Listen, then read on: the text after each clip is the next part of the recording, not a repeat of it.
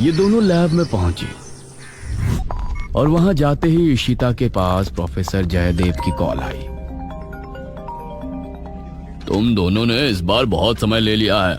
जो एंटीडोट बनाने का काम तुमको दिया था वो पूरा करोगे या नहीं? प्रोफेसर साहब, बस ये समझ लीजिए कि काम होने ही वाला है। आप हमें 3 दिन का समय और दीजिए। ये कहकर उसने कॉल काट दिया। तो इतने दिनों से प्रोफेसर को घुमा रही है, आखिर तो ये एंटीडोट तैयार करेगी कैसे? ये सुनकर इशिता ने एक किताब निकाली।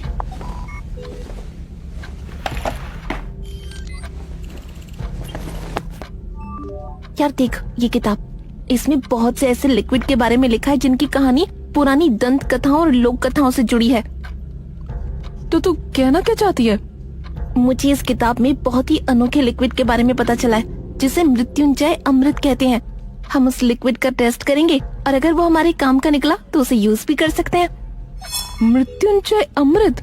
देख मैं तेरे साथ कहीं नहीं जाने वाली हूँ, ये सब बातें बकवास होती हैं। अरे देख तो सही, इस पेड़ से हर पूर्णमासी की रात ये हरा लिक्विड टपकता है। तभी मेघना ने देखा कि उस पन्ने पर किसी मृत्युंजय अमृत के बारे में लिखा था और उसमें ठीक वही पेड़ दिखाया गया था जो मेघना रोजाना अपने सपने में देखा करती थी। मतलब उस हरे पानी की बात ही इस किताब में लिखी थी। हे भगवान, क्यों हिला डाला ना, है ना इंटरेस्टिंग?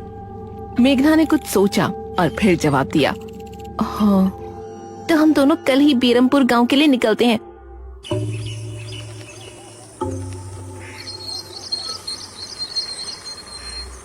ये दोनों अगली सुबह ही बस से बेरमपुर के लिए निकल गई।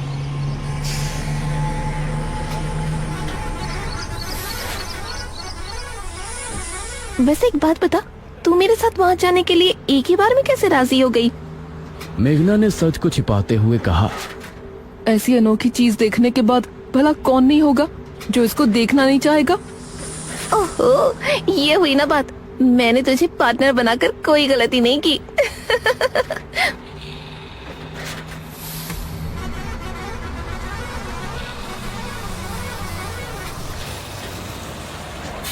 ये दोनों 5 घंटे के सफर के बाद एक जगह उतरी।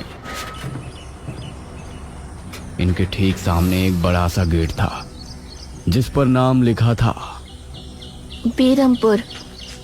इशिता और मेघना ने जैसे ही गेट के अंदर कदम रखा तो अचानक से मौसम बदला। सूरज मानो बादलों के पीछे छिप गया और एक हवा अपने साथ आंधी ले आई। अरे वाह, गांव का मौसम तो बहुत ठंडा है। इधर गांव के लोग भी अचानक बदलते मौसम को देखकर हैरान रह गए। अरे ये क्या, अभी तक तो काफी गर्मी थी, ये अचानक आंधी कहां से आ गई? मुखिया जी, लगता है बारिश भी जरूर आएगी। इधर मेघना और इशिता दोनों ही गांव की तरफ बढ़ रही थी। यार ये गांव के लोग ठीक तो होंगे ना? गांव के लोग तो ठीक ही होते हैं, अजीब तो हम शहर वाले होते हैं। ये बात तो तूने बिल्कुल पते की कही। इशिता और मेघना दोनों गांव के चौक पर पहुंची। वहां एक कुआं भी था और वहीं मुखिया भी 2 आदमियों के साथ खड़ा था। अरे बच्चियों, तुम दोनों कौन हो? अब नमस्ते जी, मेरा नाम इशिता है और ये है मेरी दोस्त मेघना। अच्छा बेटा, वैसे हमारे गांव में किस वजह से आना हुआ?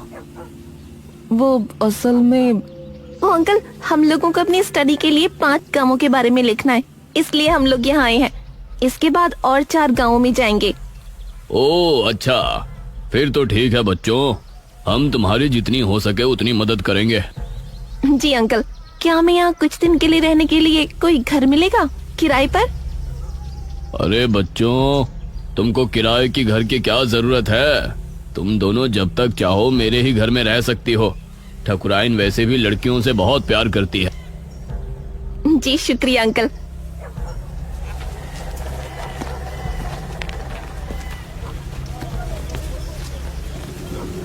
मुखिया इशिता और मेघना को अपने घर ले आया।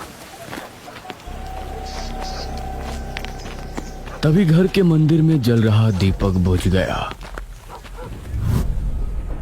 अजी सुनती हो ठकुराइन? जी आई। ठकुराइन कमरे से बाहर आई। नमस्ते आंटी। नमस्ते बेटा। ओ जी, ये प्यारी प्यारी बच्चियां कौन है? ये दोनों शहर से अपनी पढ़ाई के सिलसिले में आई हैं। हमारे गांव के बारे में लिखना चाहती हैं। वो क्या होता है रे, वो रिसर्च करने आए हैं। तभी वहां पर एक और लड़का आया। क्या कहा? हमारे गांव पर रिसर्च? इशिता और मेघना ने उसे देखा। भला हमारे बेवकूफ गांव में आपको क्या मिल सकता है? ये सुनकर इशिता और मेघना हैरान रह गई। चुप करो अनुज, ऐसे कोई अपने गांव में बोलता है क्या? ये मेरा बेटा है अनुज। अनुज ने मेघा और इशिता की ओर देखा और उन्हें हाथ जोड़कर नमस्ते किया। नमस्ते बेटा अनुज, जरा इन दोनों को वो खाली कमरा दिखा दो जो तुम्हारे कमरे के बराबर में है। ठीक है पिताजी। आओ देवियों।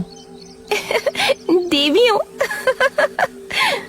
अनुज कॉरिडोर से होते हुए उनको कमरा दिखाने ले जाने लगा। इसी समय गांव के मंदिर में बैठा पुजारी भगवान की आरती कर रहा था। तभी अचानक से दिया बुझ गया। ये संकेत तो ठीक नजर नहीं आ रहे। हे प्रभु, रक्षा करना। वैसे आप लोगों को रिसर्च करने के लिए यही गांव मिला था? अरे हम लोगों को 5 गांवों के बारे में लिखना है, तो इसीलिए जो भी गांव पास दिखा चले आए। इसके बाद और किसी गांव में जाएंगे। अच्छा, वैसे यहाँ कुछ ऐसा है जो कि रहस्यमय या ऐतिहासिक हो? हाँ है ना, एक राजमहल। राजमहल यहाँ? हाँ, 400 साल पहले जो यहाँ के राजा हुआ करते थे, उनका महल। वैसे अनुज, क्या तुम हमें उस महल में लेकर चलोगे? हाँ, तुम लोग जाना चाहोगी तो जरूर। तो ठीक है, रात को जब सब सो जाएंगे तो हमें वहाँ ले चलना।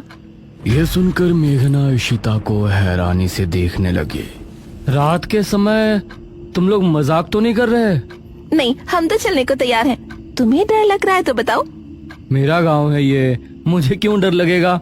ठीक है, ले चलूंगा, लेकिन पिताजी को और माँ को पता नहीं चलना चाहिए। ग्रेट, तो बताओ किस टाइम आ रहे हो? 12 बजे तक पिताजी और माँ दोनों सो जाएंगे।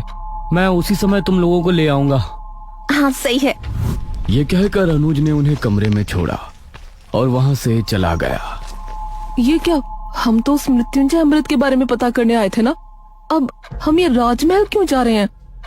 अरे उसको सीधा पूछते तो उसे शक हो जाता ना। आज हम राजमहल चलते हैं और फिर कल उसे जंगल जाने को कहेंगे और वहाँ जाकर बातों ही बातों में उसे मृत्युंजय अमृत के बारे में पूछेंगे। ये सही है। इस तरफ गांव के लोग मौसम के बदलती ठंड से बहुत हैरान थे। पुजारी बार बार आसमान की तरफ देख रहा था, जहां उसे काला अंधेरा इधर उधर घूमता हुआ नजर आ रहा था। करीब 12 बजे जब मुखिया और उसकी पत्नी गहरी नींद में थे, तो अनुज कमरे से निकला। अरे लगता है आ गया।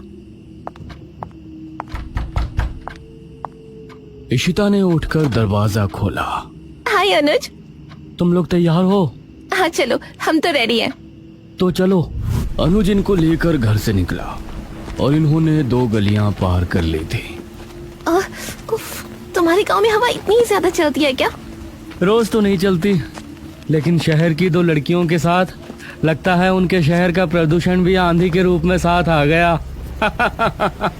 कुछ देर चलने के बाद ये तीनों एक बड़े से राजमहल के सामने खड़े थे, जिसे देखकर मेघना को कुछ याद आने लगा। ऐसा लगता है कि इस राजमहल को मैंने पहले कहीं देखा है। ये है राजमहल राजा सूरजभान का। वाकई में काफी आलीशान है। यह कहते हुए इशिता ने अपने कैमरे में उसकी एक फोटो ली। हमें खिड़की से अंदर जाना पड़ेगा, इसका दरवाजा सालों से जाम है। ये तीनों एक खिड़की के रास्ते राजमहल में पहुंचे और वहां की हर एक चीज मेघना को जानी पहचानी लग रही थी। इस तरफ गांव में आंधी का बहाव बढ़ने लगा था। सभी अपने अपने घरों में आराम से सो रहे थे।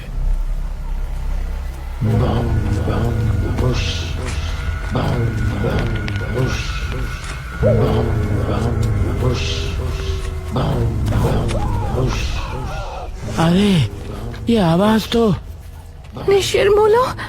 गांव के सभी लोगों के दिलों में खौफ उतर आया। उसी समय मुखिया के कमरे में गांव का पुजारी हड़बड़ाता हुआ पहुंचा। मुखिया जी उठिए। मुखिया चौंकता हुआ नींद से जागा। क्या हुआ पुजारी जी, इतनी रात में आप? गांव में निशीर मोलों की आवाज गूंज रही है, सब बहुत डरे हुए हैं। पुजारी जी, ये कैसे हो सकता है? निशीर मोलो यहाँ कैसे आ सकते हैं? वो तो कई सालों पहले सो गए थे। जरूर कुछ ऐसा हुआ है जिससे वो जाग उठे थे। हमारा मन बहुत विचलित हो रहा है। गांव के सभी लोग अपने अपने घरों में जाग चुके थे और डरे बैठे थे। यह आवाज सभी के दिलों में खौफ पैदा कर रही थी। मेघना, इशिता और अनुज तीनों इस बात से बेखबर राजमहल में घूम रहे थे। ये कैसी आवाज है? हाँ, मैंने भी सुनी। ऐसा लग रहा था कि कोई सिपाही भारी जूतों के साथ गलियारे में चहलकदमी कर रहा है, लेकिन दूर दूर तक कोई नजर नहीं आ रहा था।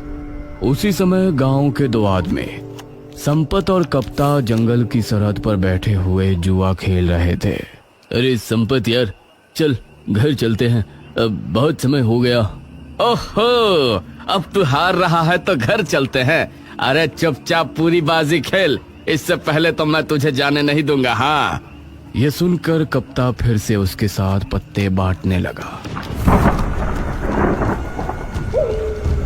उन दोनों को यह आवाज सुनाई दी। तेज आंधी की हवाओं में उनकी आंखें बहुत मुश्किल से खुल रही थी। उन दोनों ने देखा कि सामने से चार आदमी अपने कंधों पर एक ताबूत उठाए मंत्र पढ़ते हुए चले आ रहे हैं। संपत और कप्ता इससे पहले कुछ करते, वो चारों आकर उनके